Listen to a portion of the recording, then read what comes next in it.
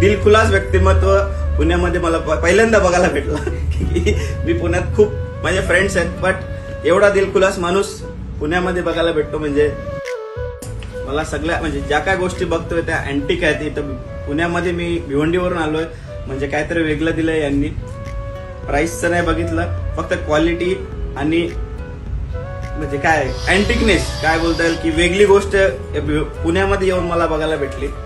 खरं तर सांगायचं तर मी दिल्लीला चाललेलो, दिल्लीशी काय माझी असं दुश्मनी नाही, बट मला पुण्यात जर ही गोष्ट भेटत असेल तर मला दिल्लीला लांब जायची गरज नाही. पुण्यामध्ये अनस फर्निचर, टायगर अनस यांच्या शॉपला व्हिजिट करा, नक्की व्हिजिट करा आणि तिथल्या असलेल्या अँटिक वस्तू तुमच्या घरी घेऊन जा आणि तुमच्या स्वप्नातलं घर बनवा.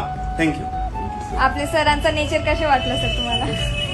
त्यांच्याबद्दल सांगायचं तर खूप कमीच राहील, या 2 सेकंदात नाही मी सांगू शकत, बट एक दिलखुलास व्यक्तिमत्व पुण्यामध्ये मला पहिल्यांदा बघायला भेटलं. मी पुण्यात खूप माझे फ्रेंड्स आहेत, बट एवढा दिलखुलास माणूस पुण्यामध्ये बघायला भेटतो म्हणजे ते त्यांच्या गुरूंचं त्यांच्यावर असलेलं प्रेम आणि त्यांचं मार्गदर्शन. Thank you. Thank you sir, thank you. Bhiwandi से आए स्पेशली, और भिवंडी वालों ऐसा फर्नीचर देने वाला हूँ इनको किसी के पास नहीं होता.